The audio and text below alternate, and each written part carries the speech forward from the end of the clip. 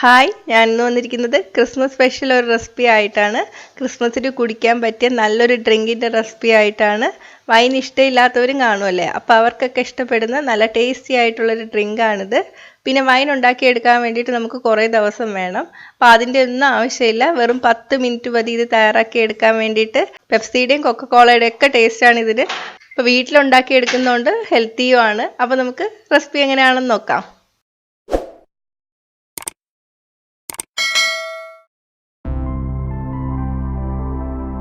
ഇത് തയ്യാറാക്കാൻ വേണ്ടിയിട്ട് ഞാനിവിടെ 400 ml വെള്ളം എടുത്തിട്ടുണ്ട്. ഇതിലോട്ട് 4 ഈത്തപ്പഴം ചേർത്ത് കൊടുക്കാം, ഒരു കഷ്ണം കറുവപ്പട്ട, 1 ടേബിൾ സ്പൂൺ ഓറഞ്ചിൻ്റെ തൊലി. ഓറഞ്ചിൻ്റെ തൊലി മൊത്തമായിട്ടല്ല എടുത്തിട്ടേക്കുന്നത്, മുകളിലെ ഭാഗം ചെറുതായിട്ടൊന്ന് ഗ്രേറ്റ് ചെയ്തിട്ടാലും മതി. അകത്തോട്ടുള്ള വെള്ള പാർട്ട് അധികം വരണ്ട, എന്നാൽ കയ്പ്പ് കൂടും. അപ്പം ഞാൻ ചെറുതായിട്ട് ഒന്ന് ചെത്തി എടുത്തിട്ടാണ് ഇട്ടേക്കുന്നത്. 4 ഗ്രാമ്പൂ.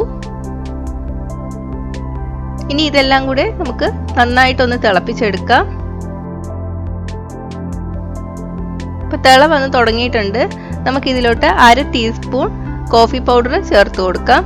ഞാനിപ്പോൾ ഇൻസ്റ്റന്റ് കോഫിയാണ് ചേർത്തിരിക്കുന്നത്, അല്ലാത്ത കോഫി പൗഡർ ചേർത്താലും കുഴപ്പമൊന്നുമില്ല. ഇനി ഇത് സിമ്മിലോട്ട് വെച്ചിട്ട് 4 മിനിറ്റ് നന്നായിട്ട് തിളപ്പിച്ചെടുക്കണം. 4 മിനിറ്റ് തിളപ്പിക്കുമ്പോഴേക്ക് നമ്മൾ ചേർത്തിട്ടുള്ള ഈത്തപ്പഴമൊക്കെ നന്നായിട്ട് വെന്ത് വരും. തവി കൊണ്ട് ചെറുതായിട്ടൊന്ന് ഉടച്ചു കൊടുക്കാം. അപ്പം 4 മിനിറ്റ് കഴിഞ്ഞിട്ടുണ്ട്. ഇനി നമുക്ക് ഇതിലോട്ട് പഞ്ചസാര ചേർത്ത് കൊടുക്കണം. ഞാനിപ്പോൾ ബ്രൗൺ ഷുഗർ ആണ് ചേർത്ത് കൊടുക്കുന്നത്. ഏകദേശം 5 ടേബിൾ സ്പൂണോളം ബ്രൗൺ ഷുഗർ ഞാൻ ചേർത്ത് കൊടുക്കുകയാണ്. ബ്രൗൺ ഷുഗർ തന്നെ വേണമെന്നില്ല, സാധാരണ പഞ്ചസാര ചേർത്താലും കുഴപ്പമൊന്നുമില്ല.